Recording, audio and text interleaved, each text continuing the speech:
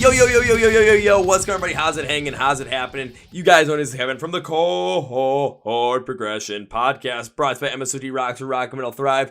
I'm also apologizing for my voice right off the bat because I recorded this episode the day after Rockfest, and yeah, when you're at a rock concert and many different shows, your voice is going to be shot. It is recovering, don't worry, so maybe one or two podcasts might be a little bit scratchy, but I think I'm doing all right. Before we get to today's episode, I want to thank our sponsor, Phoenix Fitness. I mean, hell, I just recorded this podcast after being at Rockfest, where I got to be in the crowd going nuts for four straight days, honestly. And I didn't want to tap out at all. I wanted to make sure I could see as many concerts as possible, be in as many different crowds as possible, and not succumb to anything when it came to the heat, humidity, anything like that. So I make sure my fitness was in shape, top notch, that kind of stuff. So I was always in the gym, running, lifting, still am though, but I need to make sure I recover properly. And that's where Phoenix Fitness has you and myself covered with different proteins for both in the morning and post-workout, different B-cell recovery compounds, different pre-workouts, both stim-free, which I use, and non-stim, along with other different multivitamins as well, and different things to make sure you achieve your fitness goals. My listeners get 15% off when using the discount code MSOTD at checkout. Link in the description below for you to do that. So thank you, Phoenix Fitness. And now in our featured presentation, because there's this band called Idle Threat. They're an easycore band out of Florida. How do we get to know about them? Thank you to Brian from MVK Music Group. Love you, man. Love talking to all these bands. In this conversation, here's some funny stories. Then we start talking about the means of their two songs that are out for streaming right now. And that turns into a whole conversation regarding music, positivity, mental health, and understanding that you really want to listen to. Trust me on this one. You're going to want to get an Idle Threat after this, but enough with me talking about it. Let's get to the podcast. Are you ready? Let's go. Yeah. Well, ladies and gentlemen, boys and girls, listeners of the Chord Progression Podcast. Another big shout out to our friends at MVK Music Group, because they always bring us these incredible bands, mostly from Florida, because I know that's where they're based. And this is another one of those incredible bands. So coming out of Florida, please welcome the guys from Idle Threat. So guys, welcome to the Chord Progression Podcast. Yeah, man. Thanks. Hello. Really happy to be here. How you guys doing so far, in this day and age at this moment in time? We're good, brother. We're good. How you doing?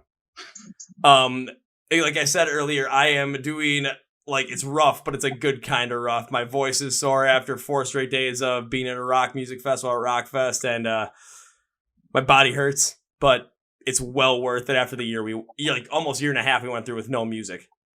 Absolutely. Yeah, it's been I know Kyle and we actually just got to our first show, my first in a year and a half last week. Not even a rock show. We actually went to see Jason Isbell, a country artist, and it's just surreal period to be back seeing live music again, It's surreal, but what I've been enjoying about it is just the fact that, because I was at Rockfest and I was at a show the week beforehand. It was a show with the band Sleepwaker, and then this metalcore band Victims. It was their 4th album release show. So I'm like, okay, I want to go down there, see what happens. And it felt just fantastic again, just all of a sudden. A lot of heavy music, just seeing the guys back up on stage, and all of a sudden the mosh pit opening up and me taking a hit left and right and just thinking, oh, this feels fantastic. I'm alive. That's pretty much what it was like. It's amazing. So I'm feeling great that live music is back, and I keep looking at my calendar. It's every single week from here till probably middle of November. It's okay, I got a concert I got to go this week, got a concert I got to go to this week, middle of the week here. But it's something I completely miss it. And I know you guys completely miss being up on stage as well, performing. So it's now that we have a chance to be able to go back out and do what we love, I told myself, don't overdose on it in terms of buying all these different concerts, going to so many shows, but it's hard. I can't help myself. Every time I see a new show pop up, I want to see them, I'm going for it. Let's go. Yeah, we all, obviously, we're here because music is very important to us and we love it. But man, you don't realize how important it is until you have that live music experience taken away from you for a year and a fucking half, Oh God, no! It's something that I totally miss, and just being able to get back in a live show setting. I came I went to my first show. I'm like, I was kind of having an okay day, but I'm like, I'm just kind of like middle of the road, like energy level for anything. Coming out of that show, like even one of my friends, she told me, she's like, you just sound and look a lot happier, even though you also look like you got the shit kicked out of you in this mosh pit. I'm like, yeah, I feel happy as all hell. Like, you can't stop this. Like, it was just this full-on state of positive euphoria. Yeah, it's just something that a fucking wall of death will do, man. A good circle pit fixes everything. Especially when you're the one leading the wall of death on your side, then it's just, it feels great. It feels You're great. the leader. I fucking love it, man. Where else would I be, honestly? I mean, I got to lead my first one. It was the last show that I got to see before the pandemic hit because someone almost broke my nose right before the wall of death started. And because people saw me take the hit and that my nose wasn't broken, they wanted me to lead that side of the wall of death. And I saw the guy that almost broke my nose on the other side. So I pointed him out because I'm like, I'm coming after you kind of thing. He knew I was, so he just gave me one of those like Morpheus, just like, bring it. went after him, leveled him. He was on the ground. I did one of those like shoulder shrugs, just kind of like, I win, and then picked his ass back up. See? That's what it's all about, man. That mutually destructive brotherhood. It is all what it's about, but it's all something that just it's a powerful thing. And even though it seems violent on the outside, trust me, we have our unwritten rules, we have our understood rules of the mosh pit. And at the end of the songs, at the end of every single set, you always see people high-fiving each other, giving each other pats backs, giving each other hugs and whatnot, because like we just all went through some shit. And we all went through it together. And it's just that family vibe is really still there. War is hell. Absolutely. So as we get this podcast started and rolling, there is one thing I always like to do, and that is to ask you guys 3 questions, because I want you guys to introduce yourselves to get the listeners to know a little bit more about you.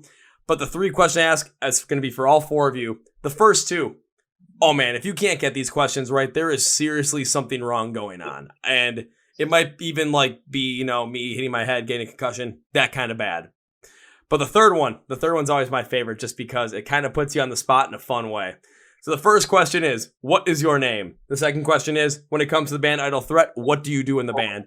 And the third one is, I want to know a little fun fact, a little fun, wacky, interesting story about yourself that will hopefully make me fall out of my chair, smack my head on my table, give myself a second concussion in like 4 days. Because though I love hearing those stories, I think they're hilarious. I've heard ones where a band from Florida, they chloroformed their lead singer as a prank, took him to a beach, and dug like a pit, buried him halfway in the sand, and made it look like his legs got bit off by sharks. So they put like a bunch of like fake blood and ketchup around, when he got up, he freaked out.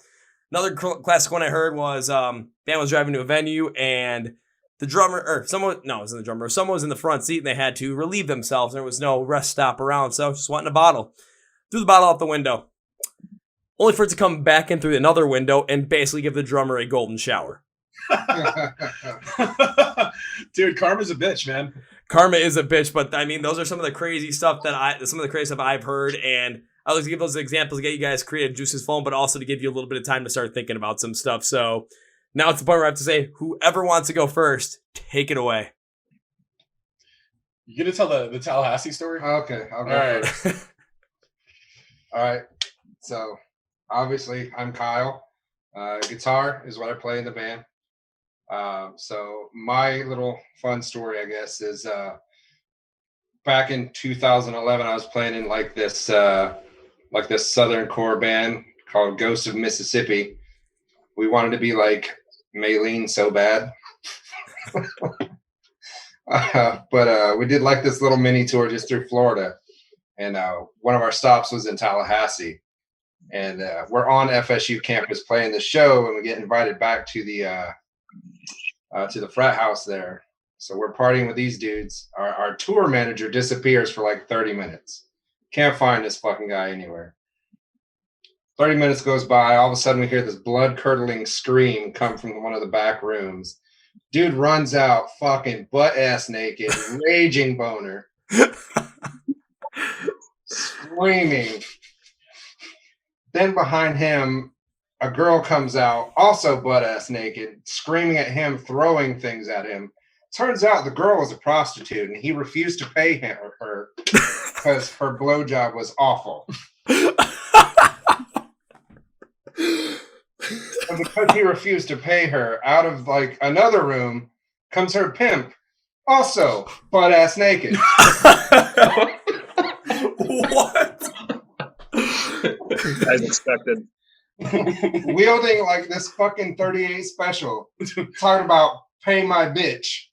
And we're like, we need to get the fuck out of here, like now. So, like, long story short, the frat bros like tackled him, got the gun from him, threw him out naked, no clothes, threw her out naked, no clothes.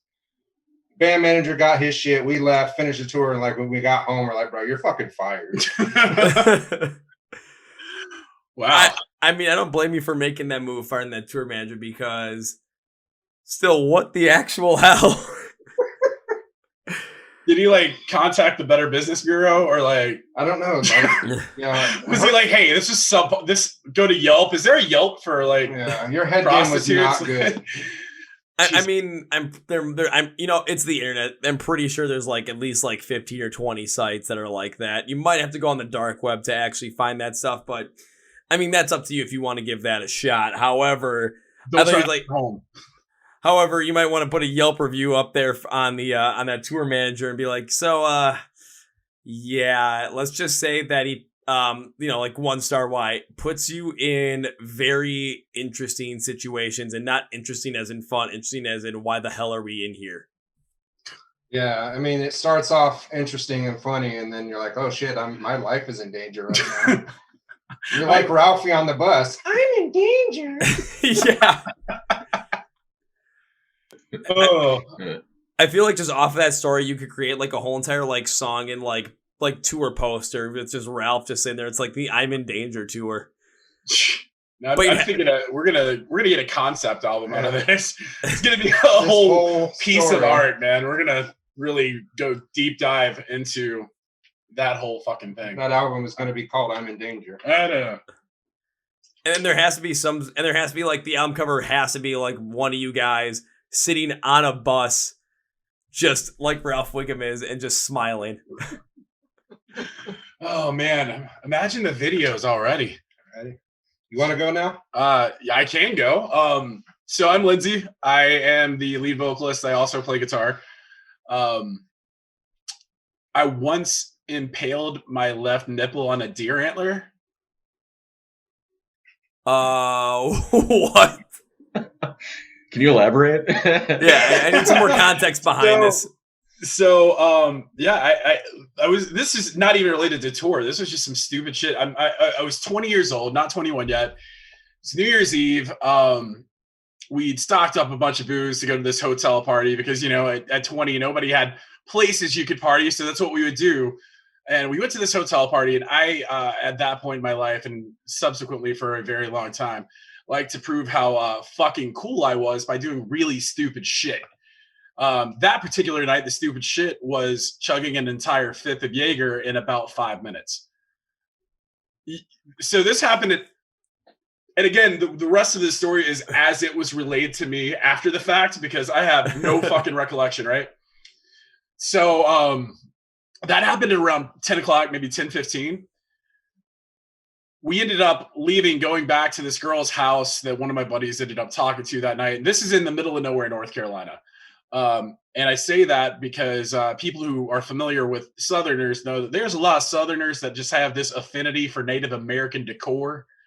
So the particular house that we were at, another thing Southerners do is we have the one living room that you don't actually go in. You can't sit in there. Like, so they had one of those off limits. Like, do you know that you're making a face?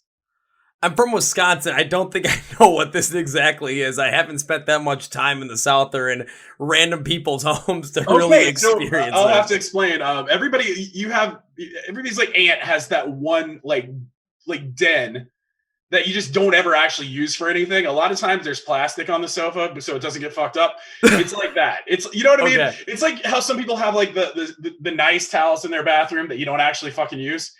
They have an entire room that's just those nice towels. You know what I mean? This particular one was all done up in Native American shit. So the middle of the room, there's this like coffee table that's basically like a fucking war drum, right? And in the middle of the coffee table, there's this centerpiece made out of fucking deer antlers.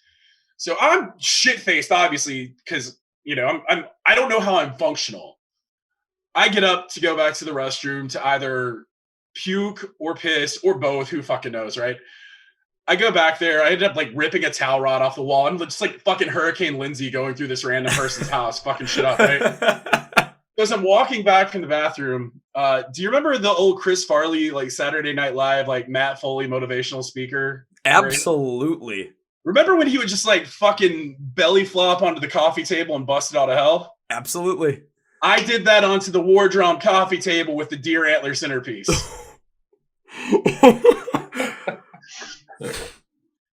So, free nipple piercings. Yeah, dude, yes. So it goes straight into my fucking nipple, right? I'm wearing a fucking like Pantera shirt, I fucking think. Like this black shirt. I go flop back down in the floor of the room with everybody else who never left. And because I'm wearing a black shirt, it took like 10, 15 minutes for anybody to notice that I'm fucking gushing blood, right? So, long story short, I wake up in the ER at like 5 a.m. My best friend is there with me. My sister and my mom are beside me. As soon as they realized I'm going to live, my sister basically slapped me and was like, "You fucking idiot," and left, right? And my buddy who was there at the party, I look at him and I'm like, are they still partying over there? Like, I'm going to leave the hospital and go continue. Like, but yeah. So the joke was always, I drank Jaeger before that. You know, Jaeger's got the deer head on it. Because it used to be made with deer blood. And everybody's like, yeah, that fucker was coming for you from beyond the grave, right? I'll say no wonder why, you know, when it comes to being here in Wisconsin, where it's like everyone goes deer hunting, as many people as possible do. So you go different places and there's just the deer head with the antlers mounted on the wall. I'm pretty sure at some point somebody I know has had to have done something like that where they climbed on top of this like mounted deer head, fallen down, and probably got themselves pierced somewhere. However, when it comes to crazy New Year's stories, I am well aware of how that can happen because I've done that as well, but not like pierce my nipple with a deer antler. It was at the end of 2017 going into 2018, and 2017 for me was the worst year possible. So right when midnight hit, you know, I'm happy that the year is over. So I go outside because I bought champagne for the party, and like me, my best friend, and a couple other of us, we're going to like pop the bottles, you know, just like have a good time. So we went outside. It's 3 degrees outside, mind you. It's 3 degrees. Because it's December and going into January here in Wisconsin, so it's going to be cold. There's snow on the ground. I go out there without a shirt on because I'm pretty drunk at this point. So I pop the bottle of champagne. I just basically like start pouring it down my mouth, but like from up top. So I'm just getting like doused in champagne. Then my best friend and a couple other friends decide, hey, this is a funny idea. So they start spraying me down with champagne. So outside, of course, 3 degrees. And my drunk ass self, I remember doing this. I'm all like, full of just champagne at this point. I'm like, I need to wash this off somehow. So I just fall backwards into the snow and start rolling around. Still shirtless. One of my friends like me said, dude, get the fuck up and get back in the house. Otherwise you're going to get frostbite. I said, no, I got this, man. Yeah. When I got back in the house, I had to like wrap myself up in like 2 to 3 blankets. And just like, I just need to get warm at this point, guys. I just need to get warm. Don't worry though. I still went home that night and I had somebody pick me up. I did not drive that night because that was going to be a very, very, very bad idea. Oh, smart move for sure. Oh. But yeah, crazy New Year stories, Lindsay. Well worth it, man. I can feel you on that one. Glad you can relate. All right, we got Jordan, Steve. So whichever one you guys to go first, I'll let you guys go. I'll go. Hey, I'm Jordan. I play rhythm section guitar. And I don't really have a story about myself. It's about what we did to our other guitar player in an old band. I'm actually from Wisconsin originally. Hell yeah. So I was playing with Face of Ruin back in the day. I don't know, this is like 2010. But it's cold-ass winter, January, below zero. And we're driving. We're going to go play a show at some, college somewhere. I forget where it is. So me and the bass player, he's got this big gulp, this like 64-ounce big gulp. It's empty, and we're kind of like, oh, what should we do with it? And then he gets this bright idea. Let's fill it full of piss and throw it. We're in 2 cars, so the guitar player is in his van. So we fill out this big gulp full of piss while we're all driving down the freeway in winter. And he gives it to me, and I skyhook it out the window, and it hits his car behind us, square in the center of the windshield, and this frozen sheet of piss ice just forms over his car. And he's like driving, veering, because he can't see out of his fucking car because there's this piss ice in front of him. So he slows down to the side. We slow down. My window's still down. I can hear him swearing in his car. Poor guy. Oh, we are writing a song called "Frozen Sheet of Piss Ice."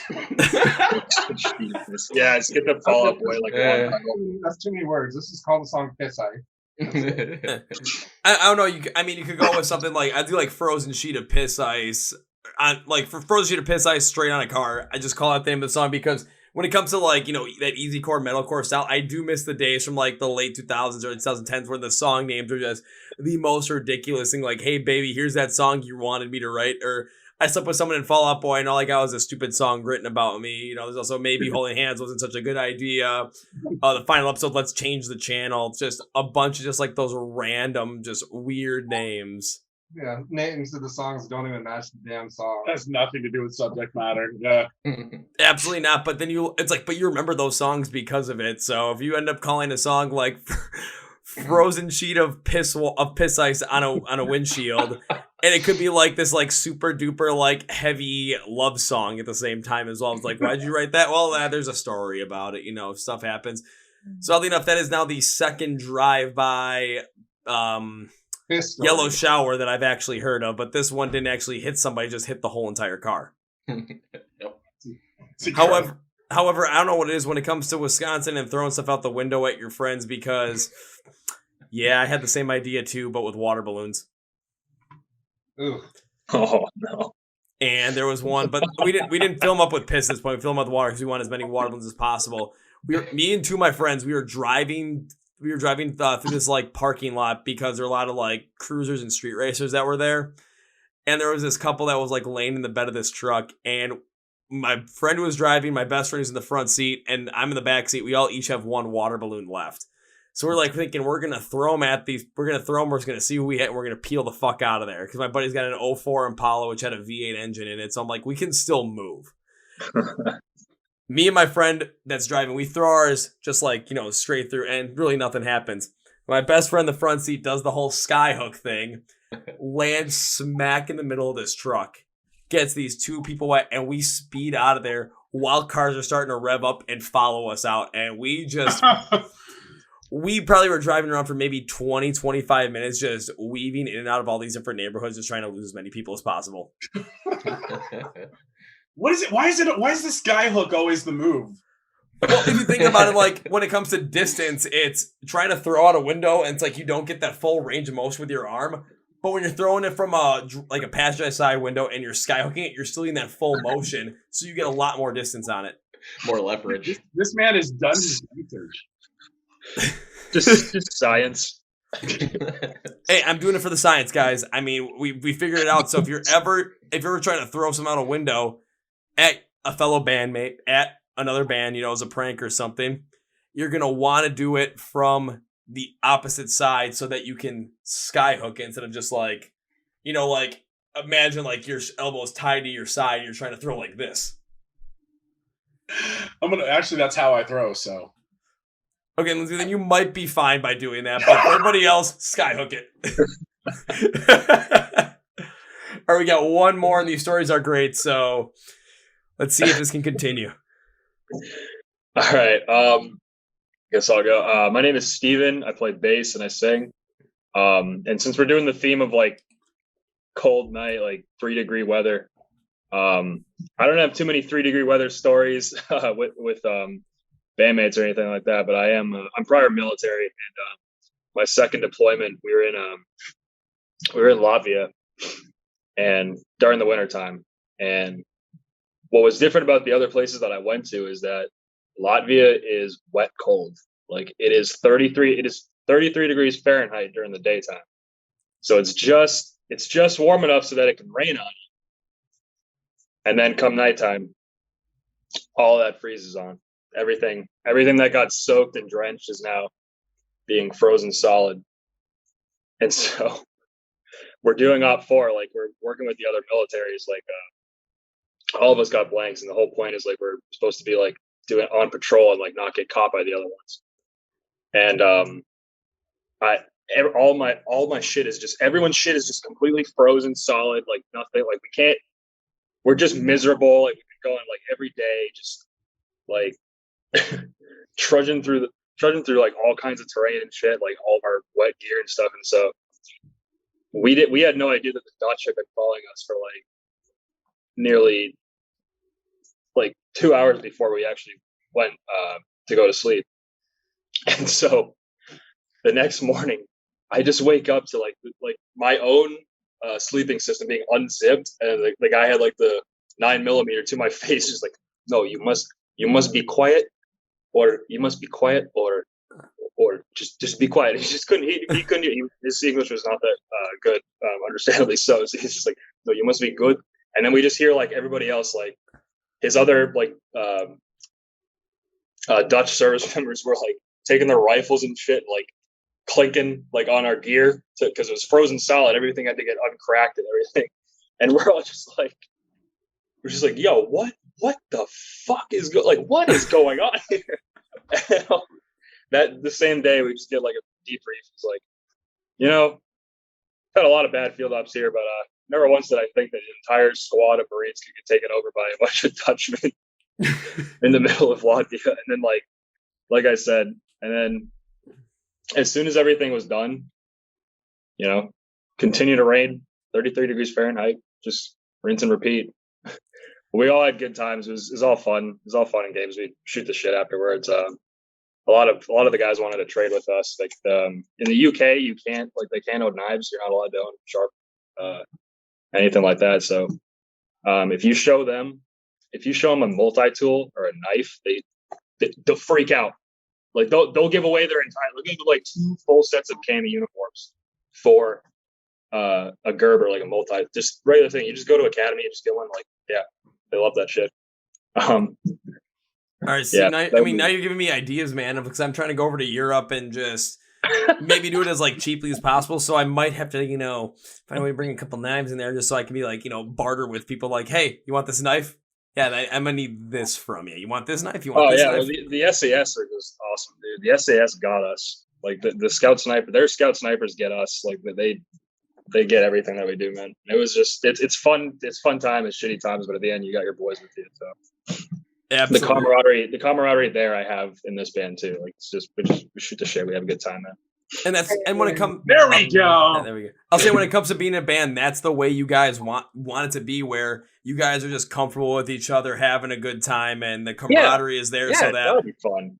You can work together. You can really focus on your stuff, but you can also shoot the shit and just be as funny as possible without worrying about, hurting someone's feelings, hurting someone's ego. No, you guys just do this because this is what you love to do, and you found the group that you want to do it with because you're the most comfortable with this group and the most creative potentially, to the point where you can create the best music possible and you can trust everybody along the way while still having fun.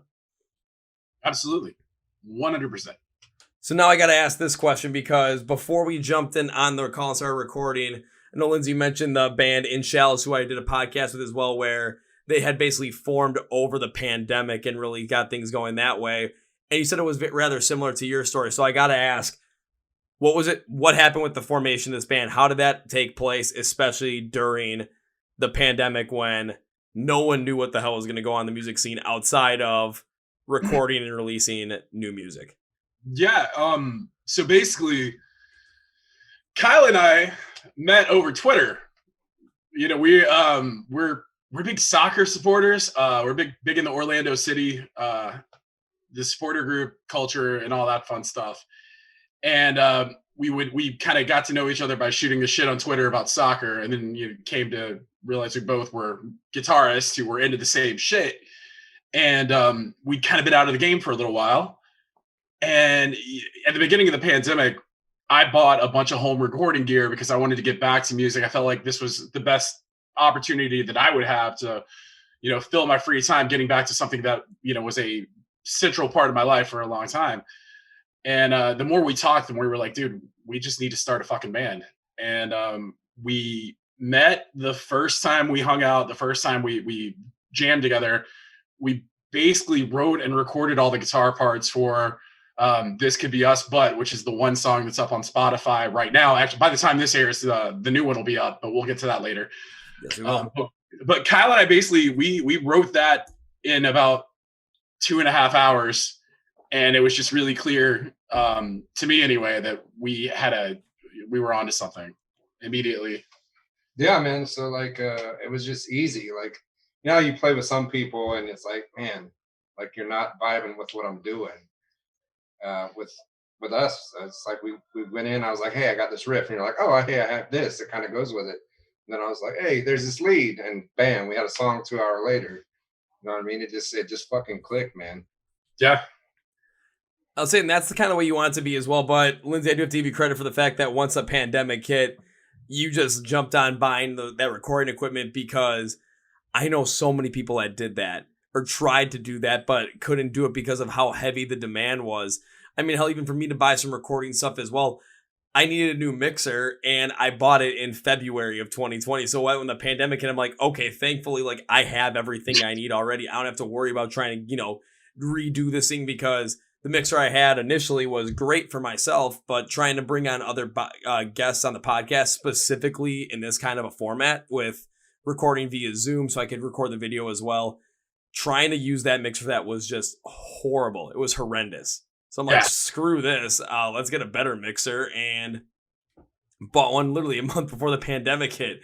So I know how many people are trying to like find these certain things, and to be able to also recognize that now you have all this free time because of the pandemic, and we're not necessarily sure what's going to happen or where things were going to go, especially March and April when everything was shut down. We had no idea when things were going to open back up again. We had no idea when live music was even coming back. Thank God it is now. Oh. Absolutely. I was going to do like an angelic voice, but again, my voice is gone. So I was like, sounds like a 15-year-old going through puberty. But just that wherewithal and that, what's the best way to put it? That self-awareness to try to get back in music, because if that's something you want to do, it's like, this is the time to do it. Understand that. And now looking what it created with Idle Threat, it seems like that was easily not only the best use of that time, but the best way to just say, fuck it, I'm going for this again. Yeah, well, it started out with just Kyle and I saying, we just want to write the shit that we want to hear and just kind of have fun with it without any kind of expectations. Like I said, we're a little bit older than some of the other people that we end up playing with, so we're a little farther into our life stories at this point. So we're like, yeah, we're gonna keep it pretty. We'll keep our expectations tempered, and then enter Brian and MVK. Who decided to kind of take us under his wing, and next thing we know, we're getting to talk to guys like you, and this is a fucking blast, and we're getting offers for tours, and it's one of those things. It still honestly feels really surreal, and it's been great to be able to play with these guys. I want to talk, specifically more about getting Jordan and Steve. Steve I've known for a while, also through actually Joe, our drummer, as well. We all know each other through that Orlando City soccer supporter culture. So once we started kind of looking for the pieces that we wanted to bring in, we already knew who the drummer was going to be. Like that was that. Joe, it's you. He came out 5 minutes in. You want in? All right, cool. And it was basically the same situation with Steve. Jordan is the newest to the table, and man, I cannot express how fucking stoked I am to have this guy on board. He's just so. I mean, the dude's he's a machine. He's so automatic. It's amazing. Thanks. I appreciate that. You guys are awesome to play with. You guys make it really easy, I got to say. I mean, pretty much like if you're going to be the machine to play with, please go up on stage one time, either wearing a Bert Kreischer t-shirt or not wearing a Bert Kreischer. You're not wearing any shirt at all as an homage to Bert Kreischer, because you are the machine. I'm the machine. We can arrange something. It's very possible, but then again, it seems like this whole entire Orlando City FC thing is kind of the connector between this all, because by being able to go online and be able to contact so many different people around something that you're passionate about, for all of us it's music, but for you guys specifically, it kind of has more of that Orlando FC thing in there as well. I totally understand that, being the fact that I still play soccer every now and again. I played it growing up the whole entire time. I don't follow it necessarily that much professionally, because honestly, I'm just listening to way too much music to try and really follow along with everything. But I know how strong of a connection that sports has onto people, bringing people together, and just being able to contact so many people, really be able to talk about it. But then not only that, find out that you have similar interests music wise, and that you're all musicians, and all of a sudden, okay, let's start, playing. Let's just see what happens. And I do agree with you tempering your expectations to the fact that you never know what might happen. Good things might happen, bad things might happen, but if you just kind of let it be what it is, it kind of seems like then things really start to go well, because you don't have this outside pressure that you're putting on yourself. You don't have this added pressure that's like, we have to do this by this time. It's like, no, we'll let it be what happens. And you might not really, say you don't blow up for a couple of years, but you have fun doing it. Hell, then you're succeeding because you're enjoying your life up to that point. You're making the music you want to make. How can you say you're not succeeding if you're doing what you want to do in life? Absolutely. But honestly, like, a testament to taking that pressure off yourself. Things are moving really fucking fast for us, man. And it's wild how, you can spend decades in bands where you're pining over, fitting whatever is happening in the scene at the time and trying to look a certain way and sound a certain way. And it's crazy the second you stop giving a fuck how quick things just like fucking go. People can tell when things are genuine and authentic and organic, and people can tell when you're selling them bullshit. And we are very proud of the fact that we are not bullshit peddlers. What you see is we're writing what we want to write. We're not trying to fit any kind of agenda or any idea. We just have a fucking blast playing with each other, and God, we cannot wait to get in front of our friends and get back to doing what we love. Absolutely, because if you're always trying to chase what's popular as well, you're always going to be late to the party every single time, because by the time, I'm going to use music as a perfect example for this, because say it's a popular trend right now to come out with music that has maybe a certain kind of like bass line to it every single step of the way, or maybe there's some kind of added synth over it, which really gives it more of a lighter quality. And then say that just becomes really popular because one band does it. And now for the next couple of months, it's the popular thing and every band's trying to do something like that. Then you try and work on a song that really it has that kind of influence in there. And by the time you might be able to really get it all hammered out the way you want it to, get it mixed, produce it, and then be able to release it and have go through all the process of, actually releasing the single. By the time it gets released, that might not be popular anymore. You're just you're on to the next thing. Yeah, it's going to be on the next thing. But if you're focused on what you want to do and you're not following those trends, yeah, I understand where people are like, you want to follow those trends because, it's what's popular. But the other issue is, if you're doing that, especially as music listeners, hell, we can tell when you're just putting that in there because it's the popular thing to do. We can tell if it's not genuine. But if you're going to write music that you want to write for yourselves and you're going to really put your heart and soul into it, and then it comes out in the meaning of the song, in the way that the instrumentals really tell the story of them, in the way the vocals carry you through that, hell, we can tell, and that's how we connect to so many other songs. I mean, take a look at the songs that you guys really connect to, not only that you've written or have worked on with your past projects, but that you just enjoy as music listeners, why you connect to them so much and why you feel like, they don't really peddle any of the bullshit, because they're just artists and people that are talking so genuinely about a certain topic that they really feel passionate about, they want to write about. And we connect with that on such another level that, hell, we absolutely love it. We just want to keep listening to it, not only again and again, but then go through what that other artist still has left on, their discography, and listen to all that stuff and really immerse ourselves in that artist. Yep, 100%. And it is something that is really, really needed, because if the fact of the matter is, a lot of bands I talk to, I can easily tell if that's that way. But the issue is, how can we help get them bigger? How can we help get them the recognition that they deserve? So that, because I know, for me, honestly, it feels like there's a good amount of music that's really popular. It's like, okay, kind of chasing trends here and there. It's like, can we get back to like when, back like the Warped Tour days, like 2005, 2006, when the scene was just so big and everyone was making this genuine music and people were connected. Can we find a way to get back to that? Because shit, that was fun. And that's, I think, what we're, I don't want to say that's what we're trying to do, because like I just said, I don't think we're trying to do anything, but I think that's just where our hearts are. And that's why what we're doing, I think, kind of has a lot of that throwbacky kind of vibe to it. And because that's just, that's what we love, man. Yeah, I would say the thing is you're not making this music because you want to have that sound like what basically the scene kind of had that passion feel of back in the mid to late 2000s. What you're doing is you're writing the music that you want to write. It just happens to fit into that kind of a vibe and that kind of a feel. But the thing is, you're writing the stuff that you want to write. You're talking about things that you want to talk about. So it comes across as a lot more genuine and truly genuine than something else might come out with that if you're just chasing a trend. Yeah, for sure. So like with Lindsay, when he writes his lyrics, he pulls from his life experiences, what he's been through. With me, when I play guitar, like have you seen those like rig rundowns on YouTube and shit, right? Yeah. Like I would never get one of those because my rig is my head, my cab, and my guitar. That's it. I don't have a bunch of shit. It's like I just want to be raw. That's it. It's true. Yeah, and when it comes across that rawness as well, personally for myself, I really like a lot more of like a raw sounding track just because it sounds more genuine. It sounds more like it really comes from the artist. It doesn't sound so glossed over.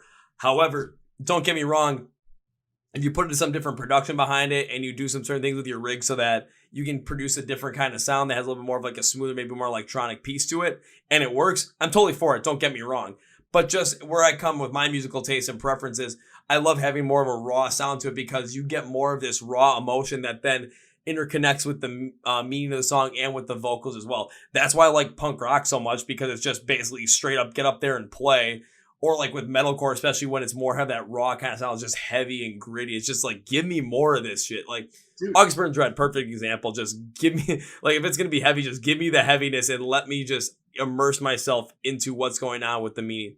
So it's just when that rawness comes in, I totally connect that. So Kyle, I can easily see what you're talking about there. And it's not just that, when you take that approach, you're going to sound like you do on your fucking record. And the last thing, everybody has different, things that are important to them as a musician. But for me, the last thing I ever want is for somebody to pay to come and see us and walk away like, what the fuck was that? I want us to sound like what they've been listening to. I want them to recognize what's happening.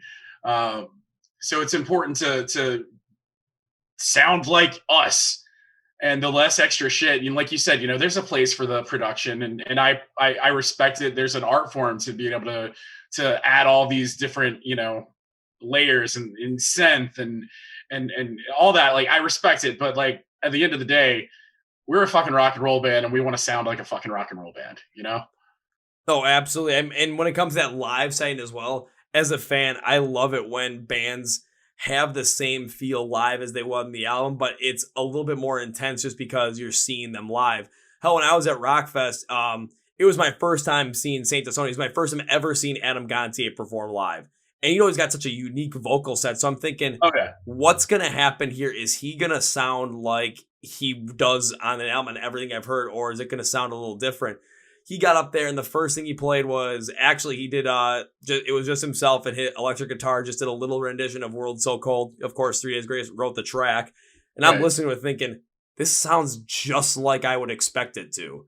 Then does Never Too Late. And I'm like, this sounds just like I would expect it to. Goes some Saints of Sony stuff, does Just Like You and I Hate Everything About You. And his voice was just right on point. So I'm thinking, this is better. This is great. I'm really connecting with this.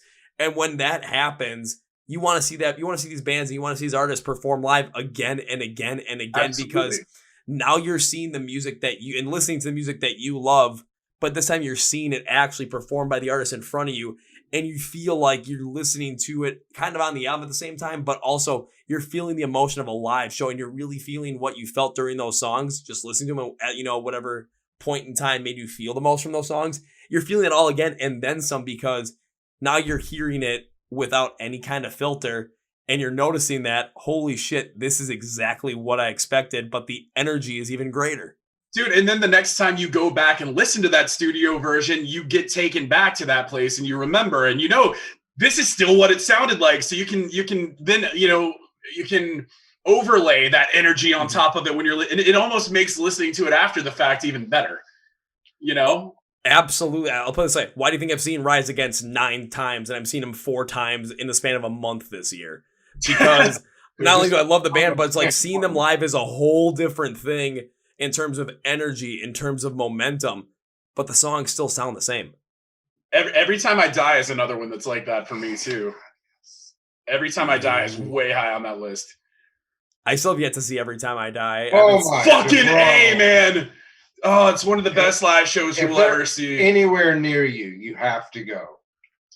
Hey, I mean, right now my bank account is always screaming at me saying, Kevin, please stop with the concert tickets. What are you talking about? Hell, there was one show I was watching. Who was it? It was at Rockfest. Oh, it was Stain. It was when Stain performed. Not gonna lie, Stained live. Oh, it was good. It was real good. But I saw that this band that I've talked to the podcast, I'm friends with, a band called The Void. They got added on for a one-off show as an opener in Illinois for Ice Nine Kills.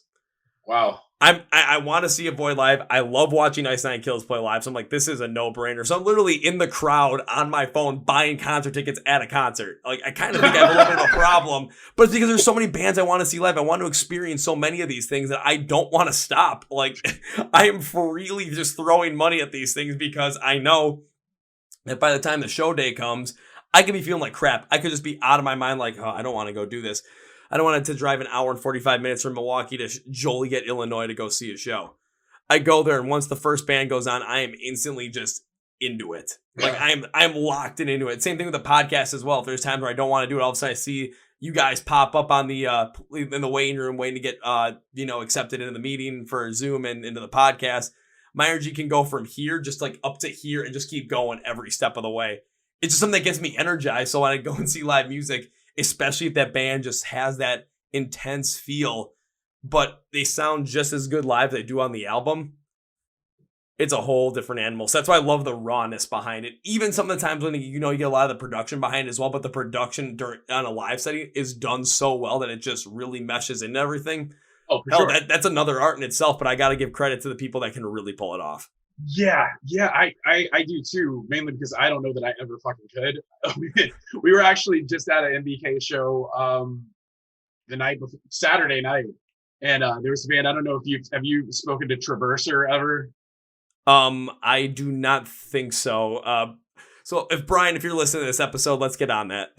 Traverser was fantastic, and I was specifically just like wowed by their drummer, who was a machine. I like to use that term apparently. But the entire time, he's got his earbuds in, so he's got the metronome going, keeping up with their pre-programmed synth parts, hitting the triggers, using his pads to put everything. And when I see guys that are doing that stuff, it's just like, man, you've got so much going on in here. And I'm like, I can barely play guitar and sing at the same time. You guys are doing all this other stuff. It's nuts. I can barely play guitar. Holy shit. It's like there's times you can see those drummers that's like when you got no backing whatsoever, they're just raw, just going at it. So it's like they're more just focused on what's happening. But then you get the other drummers where there's so much going on that they have to do with different, like matching up with different synth overlays, making sure that they're on beats, so they have metronome in their ears as well. And they have to make sure they're just like basically on time every step of the way. Yeah. I'm not going to lie. Like, I still like both of those styles as well of drumming because it's hard to do both. It's hard to just have to do so many different things. However, you do have the metronome here to keep that time going so you can constantly reference it. But if you don't have anything like that as a drummer, you're just going full on raw. Yeah, you don't have to worry about all the extra stuff, but you have to just, worry about making sure you're on time every step of the way so that the rest of the band isn't getting off time. So you're not going a little too fast, a little too slow, or all of a sudden just that things get messed up. It is an art form in both respects. For sure. But one thing that Kyle did say was when it came to you, Lindsay, when it came to writing these lyrics for these songs, really putting it down, you really put your heart and soul into this. And that's something that we talk about in terms of just why we love certain bands, when you can put all this real rawness and emotion in there. So with the one song that is out as of, well, when we're recording this, there'll be another song out after we record this, but the one that was out first was a song called This Could Be Us, but ...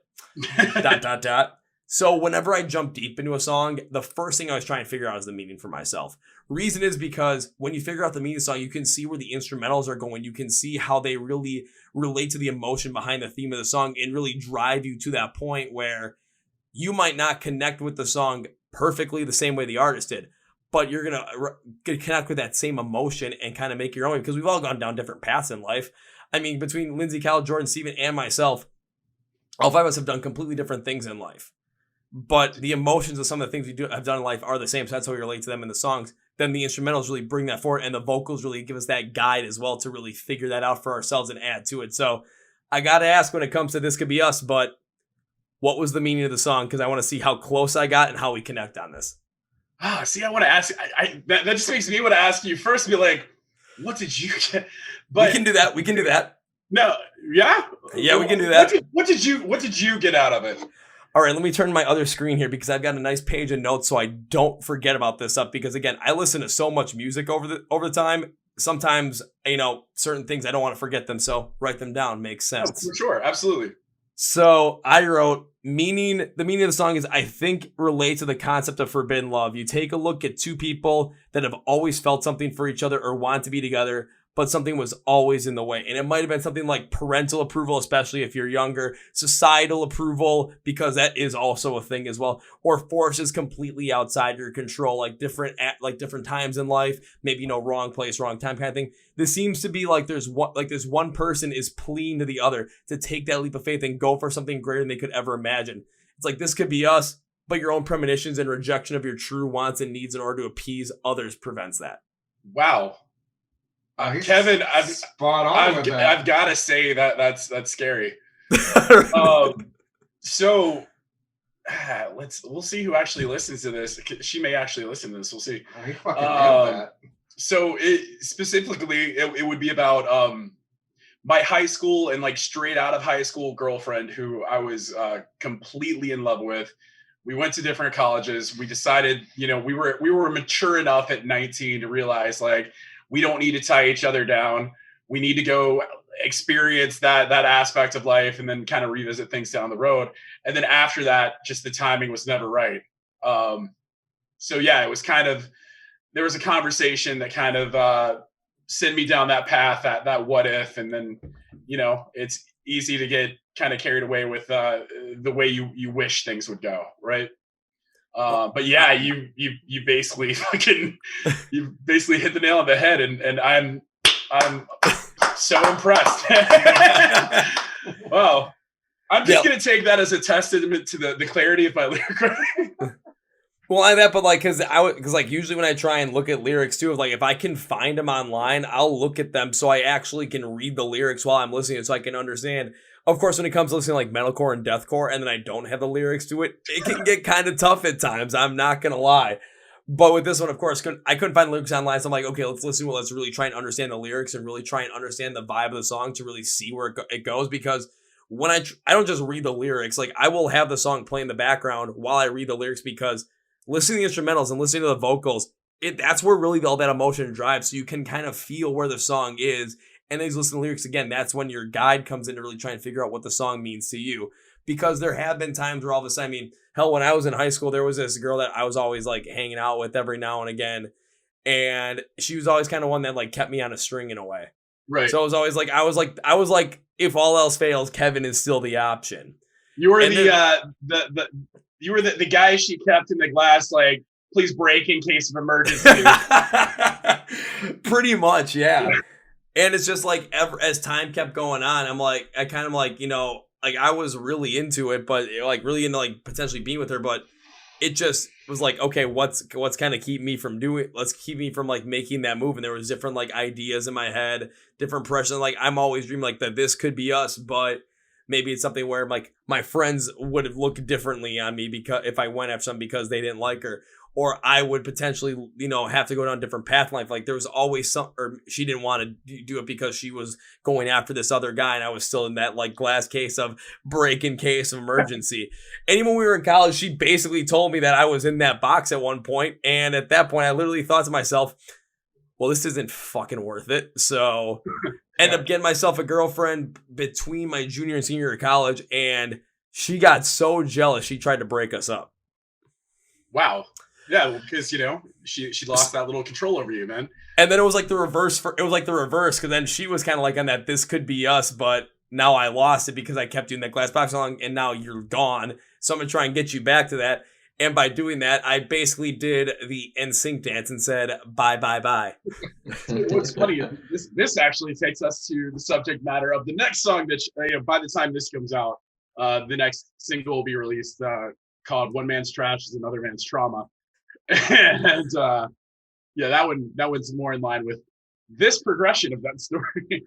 Really? Okay, so then what's that one about? Because that one, because when I got the track, I was at Rockfest, so I didn't really have internet to listen to it, and I only was able to listen to it for like 15 minutes beforehand, so I was really trying to figure out more of the instrumentals at that point. For sure. So I really didn't get the full idea behind the meaning of the song. However, when it comes to, if we're kind of on that same line of thinking, then I want to see how this progresses from what we just talked about to where this song is going to come in.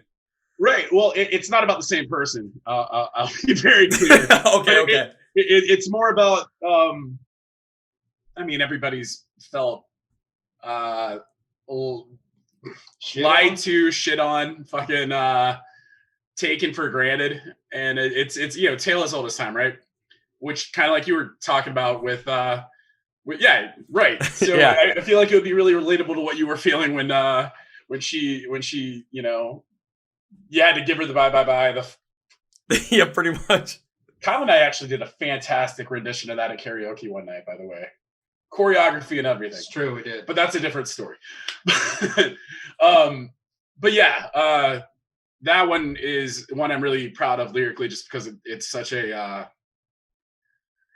very real, we'll say. Well, absolutely. I mean, take a look at what we were talking about with This Could Be Us, and now with this new one as well, which was, it was called what? One Man's Treasure or One Man's Trash is Another Man's Trauma. Okay, I'm gonna write that down real quick because I know I didn't have the name of the song when you first sent it to me, so I'm like, what's the name of the song? Yeah, so, you got that before final mix down. Like that's like you got demo version. Okay, I just want to make sure I get the name of the song down, so when I talk about it, I don't forget it. So I want to type that down because, awesome. Still kind of dealing with some ramifications from a concussion, so I don't want to just keep forgetting stuff. But it just, when you get real raw and personal within these stories of these songs as well, you really get to connect with people, because there have been plenty of people that have gone down that same path as well, where all of a sudden it's just kind of being held on for so long and kind of strung along.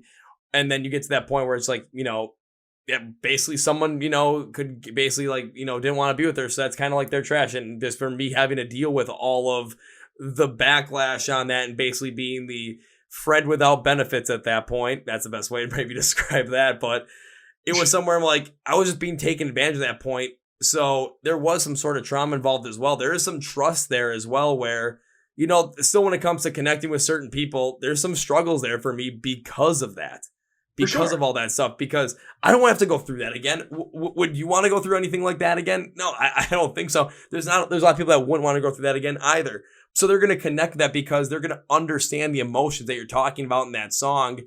And they're going to be able to understand maybe some more of the emotions that they went through so that they know not to go through that again. And also how to relate a little bit more to their own things so that if those feelings do come up in the end, like with certain things with trauma, they're always going to come back from every now and again. Right. It's not that they're going to be as bad as they were at the beginning, but those feelings are still going to come up. That pain is still going to come up. It's with certain of these songs, it's okay. Now we get to relate to a little bit more. So we understand potentially when it comes back, how to deal with it better and how to defeat that so that it doesn't affect us nearly as much or if at all. 100%. And that's one of the things that I try to touch on kind of in that song. I'm not going to act like there's not a fair amount of petty just shitting on her that happened in there, because there's a whole lot of that. But the important thing that I wanted to also kind of touch on that anybody who might be going through similar stuff can kind of take away from it is that it's important to know that how people feel about you is not a reflection of you. It's a reflection of them. And, it's important to remember that you're you.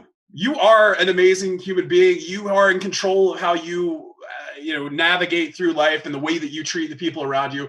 And if someone doesn't see that value, that doesn't mean the value is not there. It just means they got shitty vision, Oh, absolutely. I mean, I'm pretty sure with Kyle Jordan, see if you can kind of relate to that as well, where when it comes to just people being their absolute selves, of course, there's going to be some qualities that might not necessarily be the best qualities that those people are potentially going to have to work on. But there's a lot of things where with what people think about you, is definitely more of a reflection on who they are and not who you are, because not only do they not know your whole entire story or what you've gone through, but they might be reflecting their opinion on you due to the fact that they went through something else in life that kind of has them in a mindset in a certain way. So if we kind of can remember that as well, that allows us to connect with people better, to understand that maybe something else happened to them in life, which makes them that certain way, and being able to understand that could potentially help that person and yourself grow, especially if it's more of a relationship aspect, because you don't want someone harboring these, potential, I would say even like harmful feelings, whether it's something for feelings for another person or just, maybe some kind of trust issue due to something that happened in the past. Right. Because I'm not going to lie, I have a little bit of those because of things that have happened to me after like a breakup, after everything is ended. So there's certain things I'm kind of hesitant just to even put myself in that position. So it's tough, but listening to music and being able to try and listen and understand that has me acknowledging the fact that this is the way that I am right now. And it has me acknowledging the fact that there are some things about myself that I could improve on. Yeah. And with music, it helps me understand that those things are there. Yeah. And also kind of gives me a guide potentially to how I can remedy that and how I can potentially be an even better person than I am right now. Dude, it is 100% therapy. Now, I mean, still have a therapist. Don't get me wrong. Still, and I will, take this opportunity to be a major proponent for that. Hey, especially guys, dudes, like talk to people about the shit you're going through. It's not a weakness thing. Mental health is important. But a big help for that is music, man. Having music there. We all have had certain songs that we put on loop to get us through really low points. And you can't discredit how important this shit is to people. No, you can't. I got to ask Stephen, Jordan, do you guys have to agree with all this? Have you guys gone through this stuff as well in terms of using music kind of as that therapeutic sense in order to understand certain things that are going on with you in your life and be able to relate to them a little bit better? Yeah, absolutely. I mean, playing as a guitar player for these last, decade or 15 years, it's a creative outlet. It's always there for you. It's something you can do. It takes your mind off of your current situation, and it's just, you can express yourself, and it's really fantastic to do that. And then you end up meeting a bunch of people that are kind of in the same place that you are, and then you connect even more that way with the people around you, and it's been nothing but a benefit. Yeah, and it's kind of interesting because growing up in middle and high school, like when I first started out playing bass, the social circle that I had at the time that kind of influenced me to start playing, I within the few years, I wasn't really talking to those people anymore. I wasn't friends with them, and it kind of left a bad taste in my mouth. And I realized, man, even though going into the military and then going to college and everything like that, even not being with the band, I was still listening to music. I was still vibing with a lot of, like you said, punk rock. Oh, fuck yeah, dude. We all like punk rock, man. But it's a different drive. It's a different feeling. It's a different energy when you are with dudes that you genuinely have a connection with, and you can talk about any of your problems with those people, and the trauma that you go through can be used to create something beautiful. That's the whole point. That's one of the main reasons for making music, for me at least. Yeah, and for me, it's this. It's probably the main reason why I'm doing these podcasts, interviewing all these bands, listening to so much music, and really understanding is just because I've gone, like I said, when 2017 was the worst year of my life. I mean, it was horrible. Everything went south pretty much. It was just got out of college, got a job, and the job was just a potential life sucker where just any ambition I had was gone at that point. I'm wondering, is life even worth living at this point? Girls dating broke up, and that just added on to it as well, and just my mind basically spiraled out of control to the point where depression really took over. And I have said this before in the podcast as well, there were a couple of suicide attempts in there because that's how bad it got. But the reason I bring that up is because it's part of who I am, and the reason why I'm doing all this stuff with the podcast, the reason why I'm interviewing so many musicians and connecting with music in such a different ways, because it's what helped me get out of there. It made me realize this is what I want to do with life. This is what makes me happy. This is what makes me energetic. This is what gets me going during the day.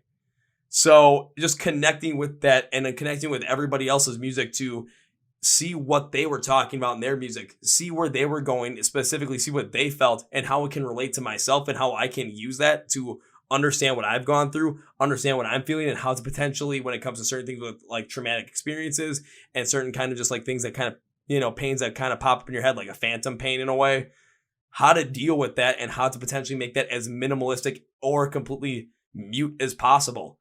It's something that's incredibly powerful. So when I'm going through certain times where I'm not feeling the best, or, you know, some of those thoughts kind of come back in my head, just jump right back into music because it helps me to understand what's going on and to sort of let go in a way. Absolutely, yeah. Also, so much respect for using your platform to push the positive message and be honest about the place that you were, that we've all been at one point or another. It's important to let people know that they're not alone when they're going through this stuff, and that there is a way to get past it. To go back to lyrics from This Could Be Us, we'll find a way to better days, man. There's always better days ahead, dude.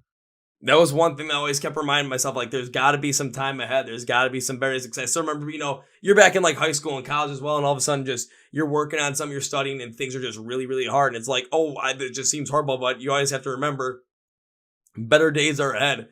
Hell, when it comes to what I do right now, does a fact that I got a C- in a money and banking class really matter? Fuck no. No. Yeah. Does the fact that I barely passed barely passed an accounting class matter? No, doesn't really matter at this point. So I kind of thought, like, why was I freaking out so much about that? Because better days were ahead. And when I was going through that stuff, it's like there's got to be a point in time where this depression isn't going to be as heavy, where I'm going to potentially find something I want to do in life if I search for it. Maybe instead of sleeping only 2 hours a night because my mind will stop racing, maybe I'll finally get to sleep 4 hours a night. Hell, I only sleep 6 hours a night right now, but I mean, I get the most out of it, so I'm just going to keep rolling with it. Right. Yeah. But it's just it's somewhere it's like, but not only that, but like I couldn't sleep in my own bed. Like I was sleeping on like a couch in the basement. I was sleeping on the floor just to try and just like find anywhere to just like potentially change my mindset to sleep. Yeah, that doesn't happen anymore, but it felt like it was never going to end. But having that idea of like, you know, better days are ahead. There's always going to be some kind of better days ahead. We just got to weather the storm because it's always darkest before the dawn. Again, go ahead and use Batman quotes right there because Batman. Just it makes listening to music so much more powerful. It makes it so much more relatable and just makes it feel so much better. Especially when it's music that, now when it comes to music as well, for anyone listening, we all have different tastes in music. It could be what these guys are playing, some more of that rock, easy core kind of stuff. Could be what I like, punk rock, hard rock, metalcore. It could be pop. It could be country. It could be EDM. I don't care what it is, what you like, because we all have different tastes.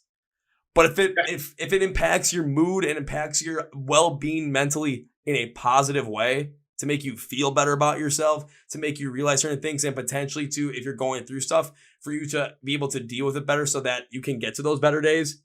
I don't care what music you're listening to. Keep listening to it. Yeah.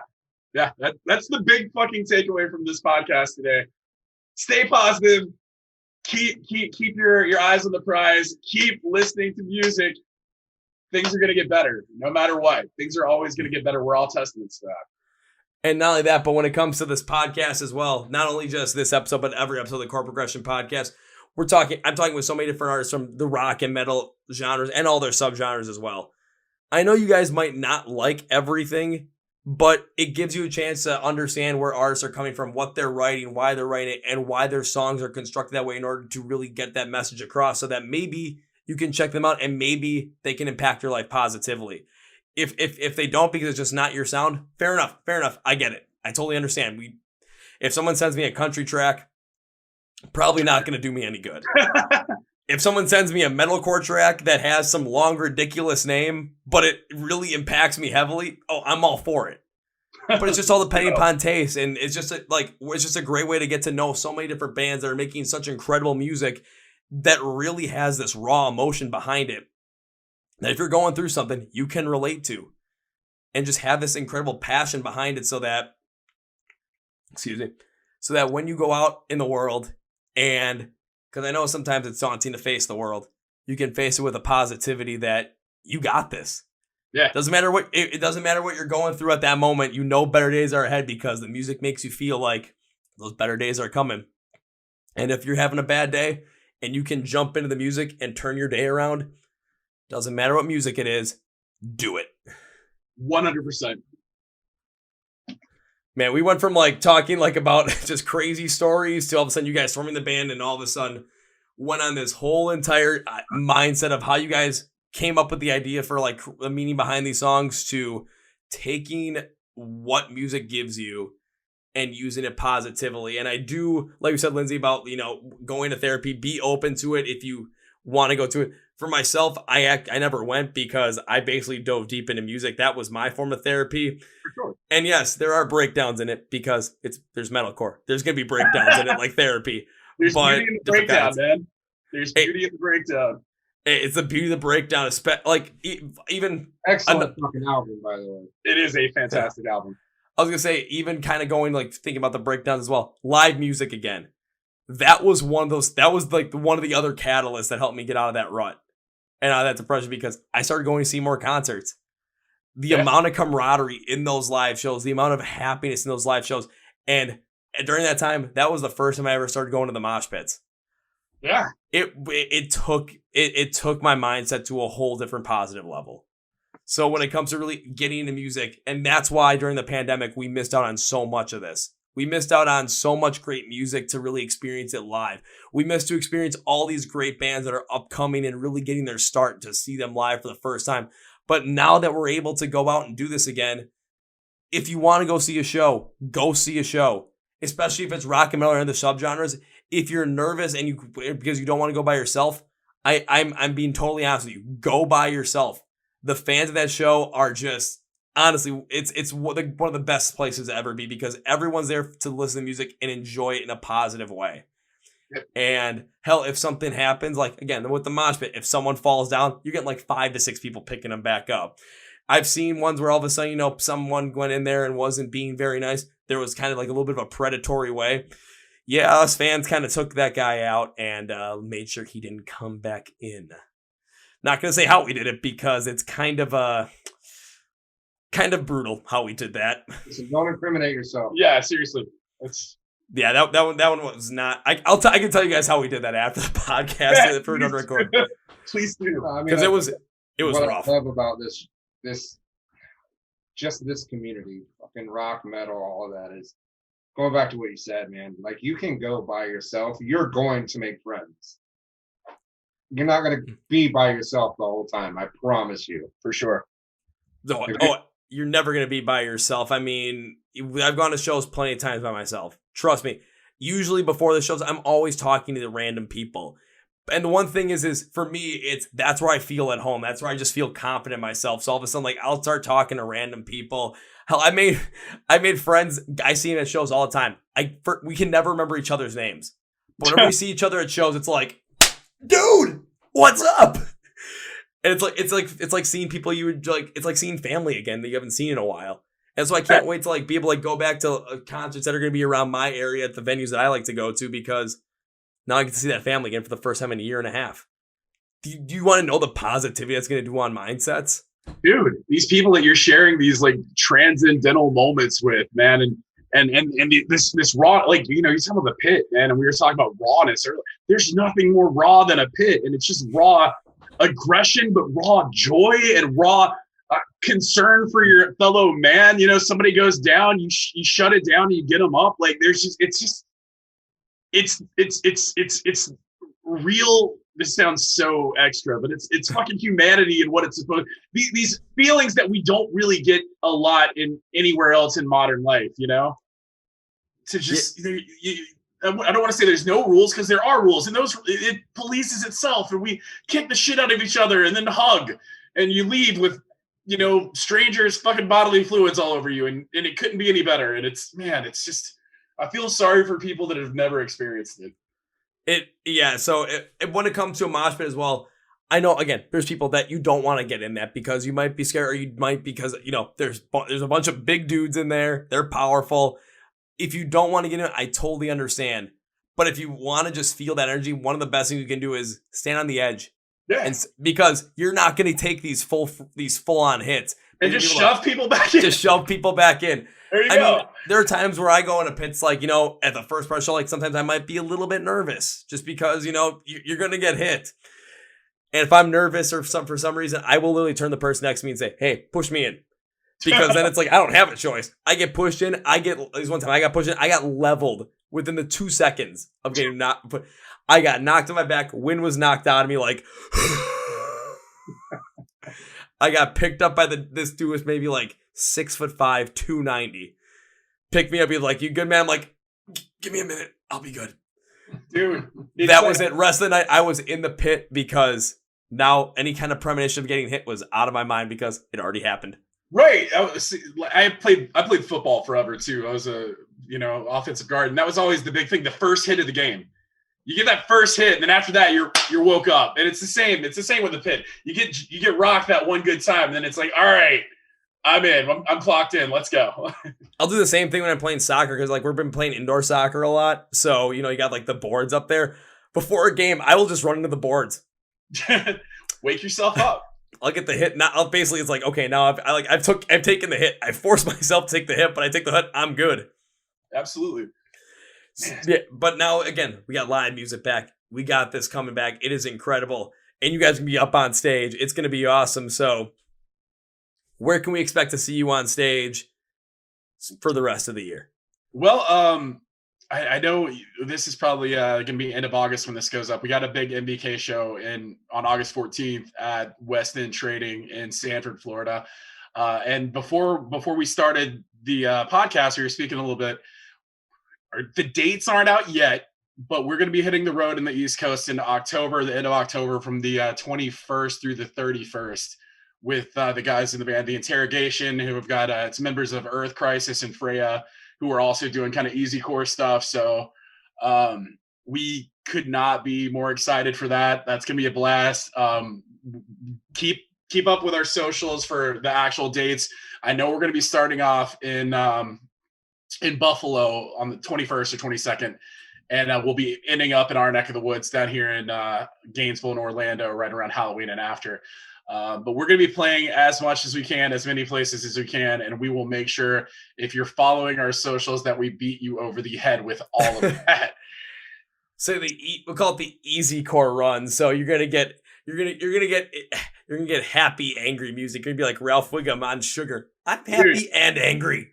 Absolutely, you're gonna be fucking happy hardcore, bro. We're gonna bring the breakdowns, but we're also going to make you feel better about yourself in the process. It's happy, angry, happy, heavy, rapid, happy, whatever it might be, but it's going to be awesome. And I will, because I know Brian might be listening to this, I will make one plea to Brian, because you guys are, rocking the East Coast for this tour, and then going back down to Florida. So Brian, with all the MVK bands, can I make one request, sir? And that is, can you guys start like booking shows for him, but like up in the Midwest? Because I wanted to have these bands take part in the scene that is in the Midwest, because holy shit, it's nuts up here. Dude, we've actually got some pretty good friends and pretty good support in Wisconsin, actually in Milwaukee. So you wouldn't be the only person. I know we draw at least like 5 people. So that may be worth the drive, honestly. So venue owners in Milwaukee, we can get you at least 5 people. Yeah. We can get you at least. Go ahead. We'll start. Hit us up.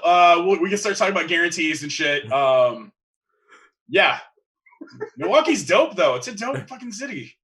Oh, I love it. And I mean, the only time I didn't live here was when I was in Minneapolis for college. Otherwise, literally, I took my last final at 8 in the morning. Got done around 9:15. My dad pulled up in his truck at 10:30. I was across the state line by 11:15. That's how fast I got out of there. Dude, no, I love Wisconsin, man. Milwaukee's dope. Madison is cool as hell. I'd like to get back to Madison, but yeah, dude. Brian, make it happen. Talk to people. I mean, I know. Trust me, Brian. When it comes to just especially with the rock and metal bands and any of the subgenres you got in MVK, when it comes to the Midwest scene, Milwaukee, Madison. You go to Minneapolis, Chicago, or any of the surrounding areas. Chicago is huge. Indianapolis, Detroit, anywhere in Michigan, Ohio, Iowa. There's just this fever pitch for rock and metal music.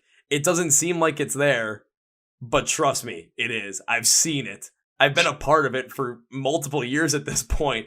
When we go to shows, usually, even if it's like the rock and metal show, like here at the Raven, we have the 3 tiers. We have the ballroom, the club level, and the basement level.